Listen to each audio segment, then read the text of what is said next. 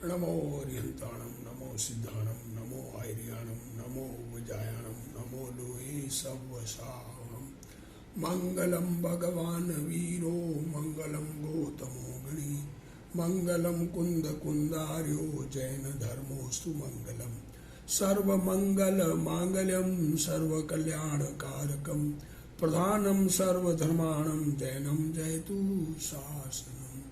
नमो तीर्थनायक ने नमो ओंकार नाद ने ओंकार संगर्यो जैने नमो ते कुंद कुंदने अहो उपकार जिन वर्णो कुंदनो ध्वनि दिव्यनो जिन कुंद ध्वनि आप्या अहो ते गुरु कहाननो। मंगलमय मंगल करण वीतराग विज्ञान नमो ताहि जाते भय अरहंतादि महान करि मंगल करियो महा ग्रंथ करण को काज जाते मिले समाज सब पावे निज पद राज। मिथ्या भाव अभाव ते जो प्रगटे निज भाव सो जयवंत रहो सदा यही मोक्ष उपाव। सो निज भाव सदा सुखद अपनो करो प्रकाश जो बहुविधि भव दुखिन के करिए सत्तानाश। मोक्ष मार्ग प्रकाशक सद्गुरुदेव श्री कान्जी स्वामी के प्रवचन पहला भाग और पेज नंबर है अपना चलेगा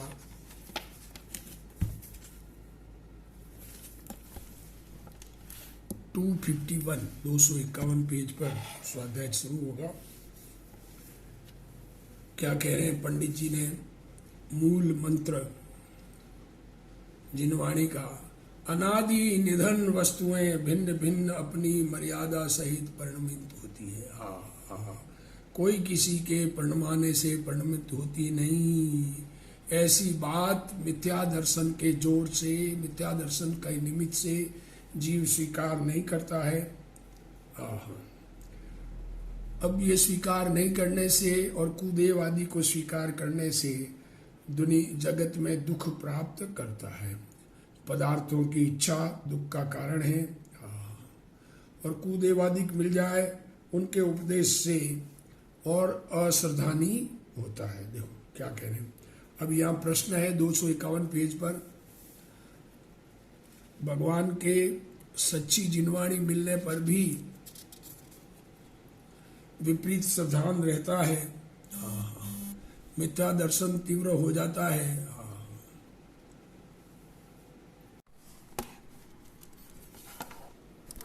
जीव जिन सच्चे देव शास्त्र गुरु की बात स्वीकार नहीं करता उनका भी व्यवहार उपदेश को ग्रहण करता है, सत्य उपदेश को ग्रहण नहीं करता। अब कोई प्रश्न करता है, प्रश्न किया है कि निश्चय पूर्वक व्यवहार करे तो क्या कह रहे? निश्चय पूर्वक व्यवहार का क्या अर्थ हुआ? गुरुदेव श्री क्या कह रहे? देखो, निश्चय ज्ञान स्वभावी आत्मा है और वर्तमान में राग होता है, उसे जानना। देखो बात यह है कि राग को करना ये बात कहीं नहीं है। जो राग आता है वो ज्ञान का गेय है, वह व्यवहार है और स्वभाव को जानना निश्चय है। निश्चय है, यह निश्चय व्यवहार की व्याख्या है। देखो क्या कह रहे हैं? राग को जानना व्यवहार और स्वभाव को जानना निश्चय। जब ज्ञान स्वभाव में स्थिर न रह सके तब जो शुभ भाव आते हैं उन्हें व्यवहार जानना, उन्हें जानना व्यवहार है। इस प्रकार निश्चय के साथ व्यवहार होता ही है, व्यवहार करे ये बात ही नहीं है। प्रत्येक जीव ऐसी मान्यता रखता है कि शरीर तथा अन्य पदार्थों की अवस्था अपनी इच्छा के अनुसार हो। इच्छा से शरीर वाणी और निमित्तों को लाऊं और इच्छा से उन्हें दूर करूं, ऐसी उन्हें श्रद्धा है। देखो क्या कह रहे हैं, क्या मान्यता है दुनिया में कि मैं इच्छा के अनुसार शरीर को मेंटेन करूं, वाणी बोलूं, मेरे जो कार्य होने में निमित्त है उन पदार्थों को लाऊं, मैं भगवान का निमित्त बनाऊं। हम खराब निमित्त क्यों बने, ऐसा भी विचार करता है। अपनी इच्छा से उन्हें दूर करूं, ऐसी उन्हें श्रद्धा है। परंतु अपनी इच्छा अनुसार उनका पदार्थों का परिणमन नहीं होता। आत्मा और परमाणु इत्यादि अनादि निधन वस्तुएं हैं। वस्तुएं अनादि निधन वस्तुएं भिन्न भिन्न। आत्मा और परमाणु अपनी अपनी मर्यादा का जो काल है तद अनुसार परिणमते हैं। अज्ञानी उन्हें बदलना चाहता है, मतलब अज्ञानी मीन्स जिसको आत्मा का ज्ञान नहीं है, उनको ये होता है कि मैं पदार्थों को बदल दूं। यह 3 काल में संभव नहीं है। शरीर, दवा अथवा कोई भी पदार्थ आत्मा के अधीन नहीं है, फिर भी अज्ञानी जीव पर पदार्थों को मिलाना या हटाना तथा अपनी इच्छा अनुसार परिणमाना चाहता है। प्रत्येक पदार्थ भिन्न भिन्न है। प्रत्येक पदार्थ की अवस्था अपने अपने से हो रही है। एक के रजकण दूसरे रजकण के अधीन नहीं है। रजकण मीन्स पुद्गल का परमाणु। एक परमाणु दूसरे परमाणु के अधीन नहीं है। एक आत्मा दूसरे आत्मा के अधीन नहीं है। आत्मा के कारण परमाणु नहीं पलटता, परमाणु के कारण आत्मा नहीं पलटता। प्रत्येक पदार्थ अपने अपने कारण पलटता है। ये इतनी स्वतंत्रता की बात लोगों को पसंद न आवे। कर्तृत्व बुद्धि के अहंकार में डूबे हुए जीवों को एक तत्व का प्रभाव दूसरे तत्व के ऊपर नहीं पड़ता, कोई किसी पर असर नहीं करता। यह वस्तु की मर्यादा है, ये लिमिट है। वस्तु का वर्तमान वस्तु के अधीन होने पर भी अपने अधीन मानना भ्रम है। हर वस्तु स्वयं के अधीन है। हमें हमारे अधीन मानना वो भ्रम है और दुख है। जो वर्तमान दशा है वह उस वस्तु के कारण होती है। हर पदार्थ में उसका परिणमन उस वस्तु के कारण, उस पदार्थ के कारण होता है। वस्तु की मालिक वस्तु है, क्यों पर के कर्ता बनते हो। फिर भी अज्ञानी मानता है अन्य कारण मिला दूं, ऐसा बना दूं, ऐसा कर दूं, इस पर तो उसमें फेरफार हो सकता है, ऐसा मानता है। जड़ और चेतन अपनी अपनी प्रभुत्व शक्ति से भरे हुए हैं। आत्मा सीधा या उल्टा भी प्रभुत्व शक्ति से भरा हुआ है। विपरीत चले तो भी आत्मा में प्रभुत्व शक्ति है, सम्यक चले तो भी प्रभुत्व शक्ति है। जड़ पदार्थ जड़ ईश्वर है, भगवान है और स्वयं की शक्तियों से भरे हैं। इंद्र भी एक रजकण को पलटा नहीं सकता, यह अज्ञानी ऐसा नहीं मानता। जीव को राग होता है, परंतु राग के कारण पर वस्तुएं आती है, ऐसा नहीं होता। भाई वस्तु नहीं बदलेगी, तू ही अपने मिथ्या निर्णय को बदल।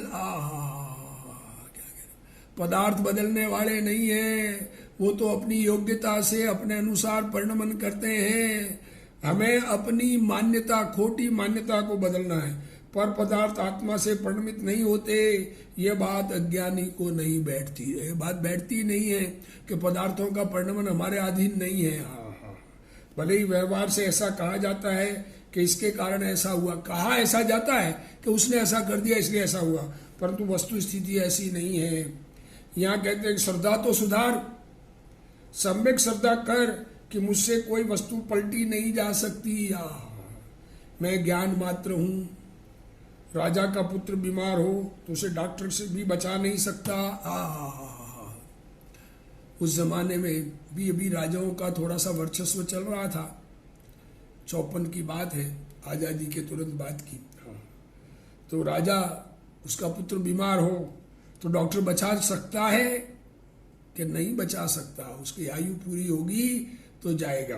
किंतु अज्ञानी जीव अपनी इच्छा अनुसार पर को परिणमाना चाहता है।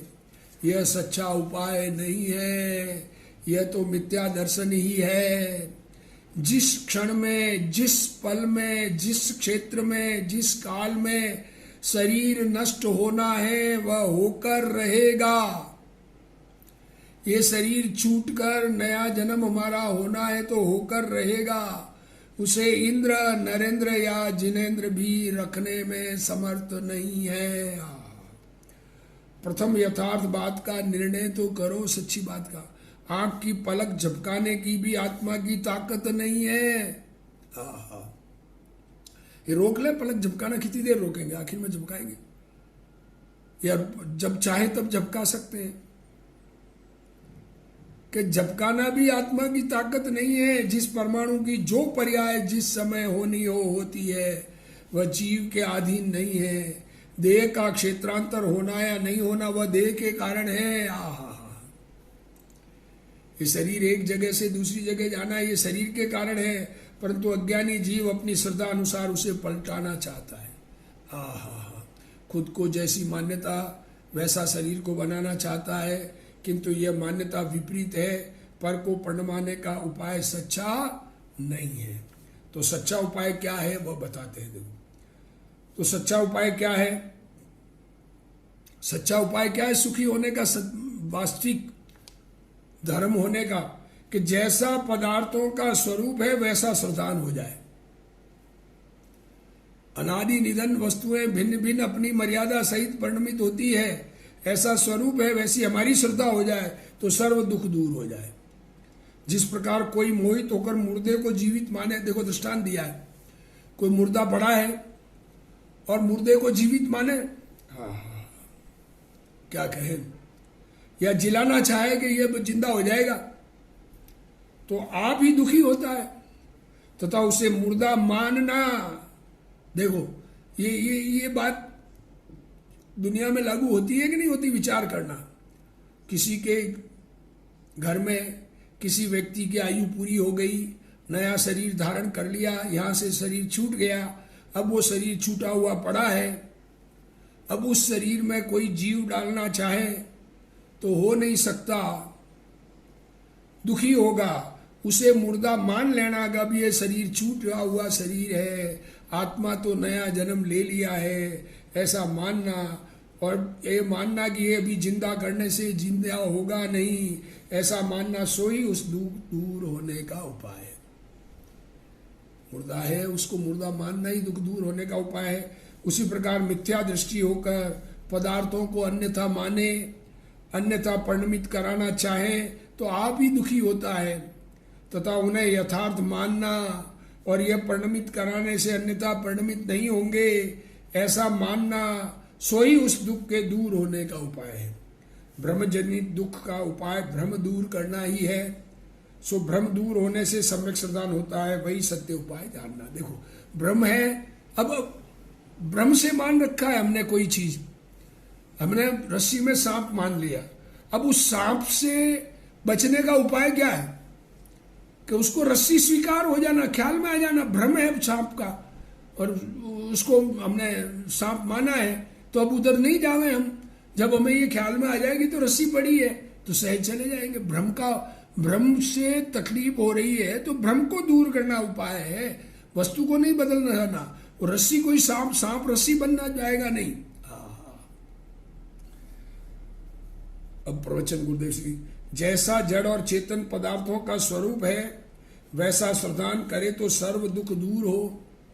मिथ्या दर्शन का नाश होने पर मिथ्या भ्रांति का मिथ्या दर्शन चला जाएगा तो खोटी भ्रांति, खोटे उपाय, इच्छा आदि का नाश हो जाता है।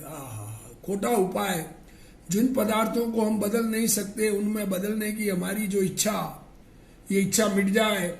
विपरीत अभिप्राय टलने पर पहले अभिप्राय बदलता है, फिर क्रम से इच्छा का अभाव हो जाता है। पहले ये अभिप्राय हो जाता है, ठीक हो जाता है कि हमारे बदलने से एक पदार्थ का भी परिणमन नहीं है, हमारी इच्छा से पदार्थ बदलते नहीं है। और ये फिर इच्छा का अभाव धीरे धीरे क्रम से हो जाता है। चारित्र मोह के उदय का राग धीरे धीरे मिटता है, मिथ्या श्रद्धान पहले मिटता है। आत्मा ज्ञाता स्वरूप है, वह जड़ आदि पर पदार्थों को बदलने में समर्थ नहीं है। ऐसी श्रद्धा करे तो भ्रम का नाश हो। अनंत पदार्थों में फेर फार के भ्रम का नाश होने से स्वयं अनंत पदार्थों का ज्ञाता रहता है। अनंत पदार्थों को बदलने का भ्रम मिट गया तो अब जानने वाला रहेगा जो पदार्थ बदलते हैं, जैसे होने होते हैं। स्वयं आनंद और ज्ञान स्वरूप है। मैं ज्ञानानंद स्वभावी हूं, ऐसा अभिप्राय होने पर समस्त दुखों का अभाव होता है। देखो, अपने आप को ज्ञानानंद स्वभावी सच्चा स्वरूप स्वीकार होने पर दुखों का अभाव होता है। यदि पदार्थों का वर्तमान परिणमन आत्मा से हो तो वह उसका वर्तमान पदार्थों का परिणमन नहीं रहता। अगर हमारे अनुसार पदार्थों का परिणमन हो तो फिर पदार्थ का परिणमन नहीं होगा, वो वस्तु ही नहीं रहेगी, वो आत्मा हो जाएगी सारी वस्तु। हम आत्मा से किसी वस्तु को बदल सकते हैं तो वो वस्तु अपनी स्वतंत्रता खो देगी, इससे वो वस्तु ही नहीं रहती। आत्मा शरीर की अवस्था में फेरफार करने वाला नहीं है, मात्र जानने वाला है। वस्तु को जाना हो तो गए बिना रहती नहीं, और नहीं जाना हो तो हटाना चाहने पर भी नहीं जाती। जिस वस्तु का जाना निश्चित है वो चली जाएगी, जिसका रहना निश्चित है रहेगी। हमारे हटाने से कोई हटती नहीं है, हमारे रखने से कोई रहती नहीं है। जब तक आयुष्य हो तब तक कोई मारना चाहे तो भी नहीं मरता, और आयुष्य न हो तो चाहे जितने उपाय करे तो भी शरीर छूटे बिना नहीं रहता। आत्मा का कार्य जगत के पदार्थों के स्वरूप को जानने देखने का है। राग हो वह कमजोरी के कारण है, वह राग ज्ञान के कारण नहीं है। ज्ञान के कारण राग नहीं होता, राग आत्मा की वीकनेस है। बीमारी है आत्मा में, और आत्मा के वीकनेस है। शरीर वीक होता है तो बीमारी आती है, आत्मा वीक होता है तो ये राग रूप बीमारी लगती है। तो ज्ञानी को पर वस्तु को पलटने के लिए भी राग नहीं होता। इस प्रकार ज्ञानी के राग मर्यादित हो जाता है। जो होना हो वह होता है। आत्मा में पर पदार्थों को बदलने की ताकत जरा नहीं है, और ज्ञाता दृष्टा रहने की ताकत जरा भी कम नहीं है। स्वयं ज्ञाता दृष्टा आत्म राम, ऐसा ज्ञाता दृष्टा बने रहने की शक्ति आत्मा में भरपूर है। पर पदार्थ को बदलने की शक्ति बिल्कुल नहीं है। ये सिद्धांत समझे तो समाधान होता है। क्या कहा है, पर पदार्थों को बदलने की ताकत जरा भी नहीं है, और ज्ञाता दृष्टा रहने की ताकत जरा भी कम नहीं है। ये दोनों सिद्धांत अच्छी तरह से समझ ले, आस्ती नास्ती, तो समाधान होता है। प्रत्येक पदार्थ का पलटना उसका स्वभाव है। वस्तु हर समय बदलती है। पदार्थ का स्वरूप जैसा है वैसा समझे तो दुख दूर हो। जैसे कोई मोही होकर मुर्दे को जीवित माने अथवा जिलाना चाहे तो स्वयं ही दुखी होता है। दोनों उपाय खोटे हैं। सच्चा उपाय यह है कि मुर्दे को मुर्दा मानना और मुर्दे को जिलाने का अभिप्राय छोड़ना, वह दुख दूर होने का उपाय है। मुर्दा जीवित नहीं होगा ऐसा अभिप्राय करना दुख दूर होने का उपाय है। आत्मा और शरीर की अवस्था भिन्न भिन्न है ऐसा मानना ही दुख दूर करने का उपाय है। मिथ्या दृष्टि आत्मा और शरीर को एक मानता है। अब देखो, इसमें प्रश्न होता है, रामचंद्र जी सम्यक दृष्टि ज्ञानी धर्मात्मा थे, तो गुरुदेव श्री से प्रश्न किया है कि रामचंद्र जी ने लक्ष्मण की मृतक देह को 6 माह तक उठाया था ना, 6 माह तक उठा के फिरते रहे। सारे बलराम 9 होते हैं, बलराम 9 नारायण होते हैं, 9 पृथ्वी नारायण होते हैं। 63 साल का पुरुष में बलराम नारायण और पृथ्वी नारायण ये भी 63 लाख का पुरुष गिने जाते हैं। 24 तीर्थंकर, 12 चक्रवर्ती, 9 नारायण, 9 पृथ्वी नारायण और 9 बलभद्र। तो ये बलभद्र का ये नियोग है। बड़ा भाई होता है, छोटा भाई का शरीर पहले छूट जाता है, वो आयु कम होती है उसकी, ये समझ लो। बाद में आया और पहले गया। पर बलराम उनके शरीर को 6 महीने तक लेके घूमता है। तो वो तो बल होते तो ज्ञानी है, बलभद्र ज्ञानी होते हैं। 7 बलभद्र तो मोक्ष गए, मांगी तुंगी से, अरे वहां से नासिक के पास से गजपंता से मोक्ष पधारे। और रामचंद्र जी मांगी तुंगी से मोक्ष गए, और 9वें बलभद्र स्वर्ग गए। ये 9 स्वर्ग मोक्ष गामी है और आत्मा अनुभवी है। तो वो 6 महीने लाश को कैसे उठाया, ये प्रश्न ये है। जब ज्ञानी ये मानता है कि मुर्दा जिलाने से जिलेगा नहीं, तो वो एक मुर्दे जिलने की बात नहीं है। मूल बात तो प्रश्न तो आत्मा का था। तो अब देखो गुरुदेव जी क्या खुलासा कर रहे हैं। मूल प्रश्न तो ये था कि हमारे बदलने से कोई पदार्थ परिणमन करता नहीं है। अनादि निधन वस्तुएं भिन्न भिन्न अपनी मर्यादा सहित परिणमित होती है, कोई किसी के परिणमाने से परिणमित होती नहीं है। उसको समझाने के लिए मुर्दे का तो दृष्टांत दिया था, पर ऐसा नियोग होता है उसका प्रश्न है। देखो वहां ज्ञानी को जरा राग की मचक आ जाती है। देखो सम्यक दृष्टि धर्मात्मा को भी राग ऐसा आ जाता है, वह राग का दोष है। रामचंद्र जी महापुरुष थे, उसी भव से मोक्ष गए थे, परंतु चारित्र में दोष के कारण राग था। अतः 6 माह तक मुर्दे को उठाकर घूमे, फिर भी उनको भान था कि आत्मा इन सबसे भिन्न है। आहा, ये समझ उनकी गई नहीं थी। क्षायिक सम्यक दृष्टि थे। तत्पश्चात क्रम क्रम से राग टूटकर वीतरागता होकर सिद्ध दशा को प्राप्त हुए। यहाँ तो अभी बात यहाँ पर क्या चल रही है, मिथ्या दृष्टि की विपरीत मान्यता की चल रही है। ये तो उदाहरण है, उदाहरण का प्रश्न नहीं चलता है। तो क्या कह रहे हैं, मिथ्या दृष्टि की विपरीत मान्यता की बात है। मिथ्या दृष्टि पर पदार्थों को अन्यथा परिणमाना चाहता है, इससे दुखी होता है। आहा, हमारे दुख का कारण क्या है कि हम पदार्थों को बदलना चाहते हैं। जैसे बदलते हैं वैसा नहीं चाहते हैं, जैसा बदलते नहीं वैसा बदलना चाहते हैं, और वो बदलेंगे नहीं, वो अपने अनुसार ही बदलेंगे। अतः सच्ची समझ करना वस्तु के कारण है। रोग आवे तो समझे कि रोग शरीर की अवस्था है। मेरे पलटाने के भाव से अन्य प्रकार पलट सके ऐसा नहीं, अन्य प्रकार से परिणमित होने वाला नहीं है। लोग मृत्यु के पीछे बोलते हैं कि भाई किसी की पंचमी की छठ होगी, क्या कह रहे, शरीर छूट गया, तो कहते पांचम की छठ नहीं होगी, क्या मरना टल सकता है, कह रहे, परंतु यथार्थ श्रद्धा नहीं करते। देखो कहते तो ऐसा है मरने के बाद, पर सच्ची श्रद्धा अंदर में नहीं करते। यहाँ कहते हैं भ्रम जनित दुख दूर करने का उपाय भ्रम दूर करना ही है। रस्सी को सर्प मानकर भयभीत होता है, यह भ्रम है। इस भ्रम को दूर करे तो भय और दुख दूर हो। लड़के अपना कहा नहीं मानते, ऐसा मानना भ्रम है। उस भ्रम को निकाल दे तो दुख दूर हो, परंतु अज्ञानी भ्रम का भार अपने सिर पर रखता है, इसलिए दुख दूर नहीं होता। भ्रम दूर होने पर सम्यक श्रद्धा होती है। लड़के उनके अपने कारण, देखो लड़के उनके अपने कारण से जैसा ठीक लगे वैसे परिणमते हैं। देखो ये बात बहुत, हम पुत्रों को अपनी इच्छा के अनुसार परिणमाना चाहते हैं। पुत्र आदि अपनी इच्छा के अनुसार जैसा परिणमन करना चाहता है वैसे परिणमते हैं। हमारी इच्छा के और उनके परिणमन का मेल बैठ जाता है तो हम समझते हैं कि हमारा कहना मान रहे हैं। वास्तव में सब अपना परिणमन स्वयं करते हैं। कोई किसी की नहीं मानते। मानते दिखते हुए तब भी नहीं मानते हैं।